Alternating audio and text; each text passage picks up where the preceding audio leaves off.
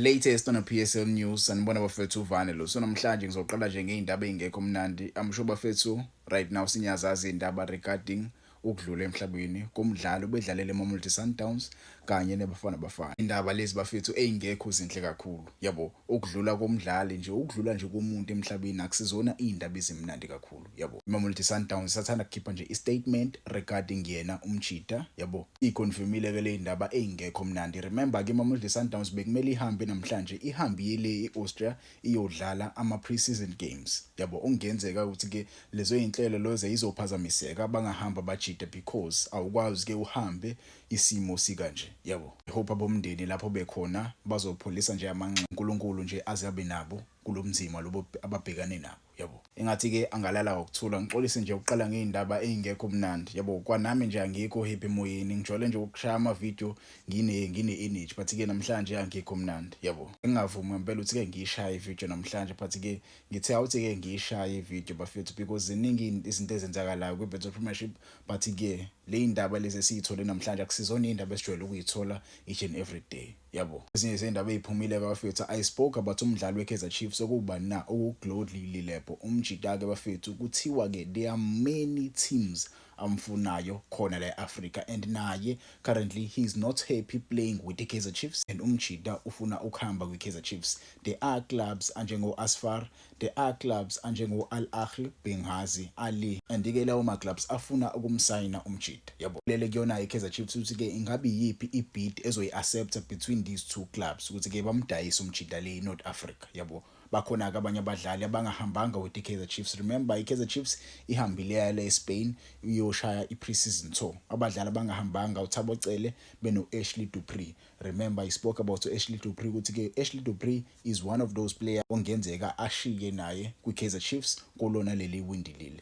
Reason why Ashley Dupree is part of ideal ukuthi ke iKaizer Chiefs ithole lo amdlali abambiza ngolanga elihliphile. Kaizer Chiefs ke isubmitile enye imali kusona iSteelers in order to buy lo mdlali lokuba nakula ngelihliphile. So I hope iKaizer Chiefs iyakwazi ke iconclude le deal kona ke ulangelihle ezohamba ayojoina iteam le eSpain bajime for iPre-season because abadlali abaningi abangadlalanga or abangatrainanga with iTeam kwiPre-season abajwayele ukuthi ke baperforme kahle with so many players last season for iKaizer Chiefs abajoyine sebebuyile kwiPre-season bengaperformi kahle. So it's better to go to iPre-season with abadlali vele abazodlalela yona iteam during the whole tournament. Kwezinye izindaba eziphumile bafethu kuthiwa ke iSteelers asikho happy neze with uHappy Mashiane ba decide ukuthi ke bangamsayini uHappy Mashiane. Remember I did a video regarding yena kumjito ukuthi ke he flied to le Stellenbosch ukuthi ke ayokhuluma and abe assessed by yona iSteelers but ke iSteelers asikho happy neze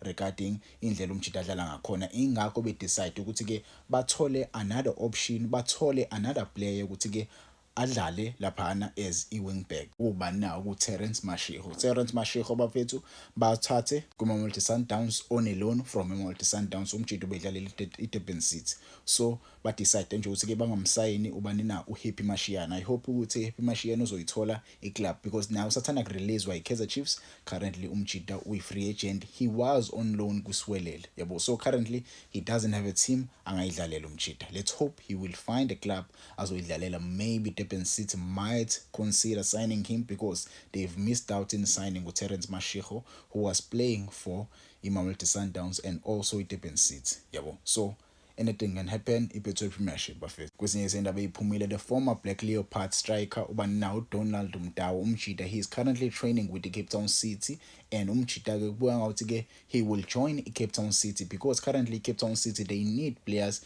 They recently released a group of players, so umjita he might sign for Cape Town City. Yabo, Cape Town City is busy signing many players currently, so it wouldn't be something of a shocker to see him signing for Cape Town City. In other news, yesterday Young Africans announced Manqoba Mngqithi as their new head coach. Remember ke Manqoba Mngqithi recently departed as the Golden Arrows coach. Umjita ke he recently left Golden Arrows lapho khona ebesayina khona i-short term deal ukuthi ke abe ucoach wayo iGolden Arrows but ke usathana kushiya khona umjita usethole iclub entsha ele eTanzania. It looks like eTanzania there are many South African coaches abacoacha khona. It looks like the Tanzanian teams, they like the style of play edlalwa ibhola la South Africa, yabo. So they are hiring these coaches ukuthi ke bayo coacha khona, yabo. Let's hope uManqoba Mnqithi will do better khona le eTanzania, because ukhulumile nabeyindaba washo ukuthi yena ngokwakhe he missed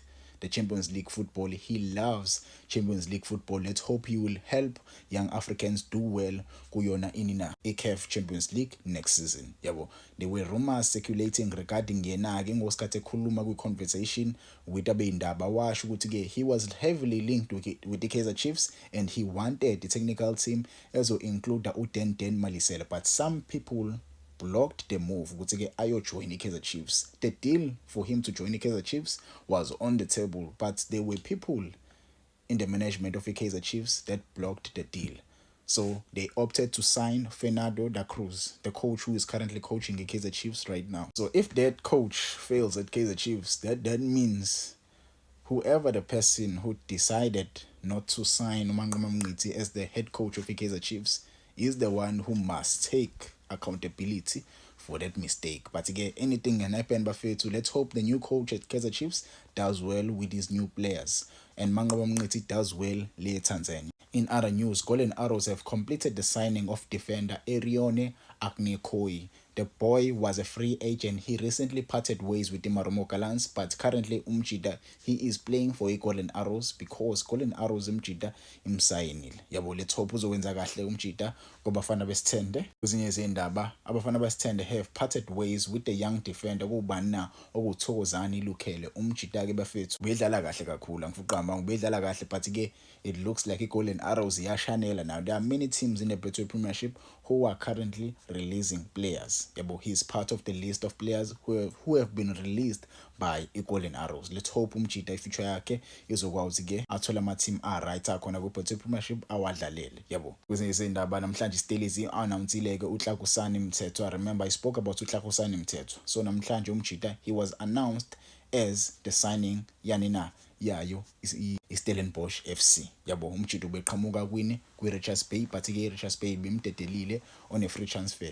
Umjida ke wasethola i-team entsha kwinina kwiStelezi. Yabo, ngisakuyena nje uMthethwa kunomthethwa ke udlalela iKaizer Chiefs. Remember I spoke about uMthethwa ukuthi ke kungenzeka ishiye iKaizer Chiefs. It looks like Umjida he flew to Spain with yona iKaizer Chiefs. Currently he is playing with the Kaizer Chiefs and ke Umjida kubuya ukuthi ke icontract yakhe izorenewa athole another year kuyona iKaizer Chiefs. It looks like ama members a technical team nayo ke management ba happy kakhulu with yena uMthethwa, so ba decide ukuthi ke bamgcine for another year uMthethwa aqhubeke adlalele yona iKaizer Chiefs. Kuyindaba ezinhle kakhulu ke lezi, but ke bafethi izona indaba ke lezi esitholile namhlanje. Ungangitshela uma kukhona ke imisile azalale ngokuthula nje uJaden Adams. Angikho happy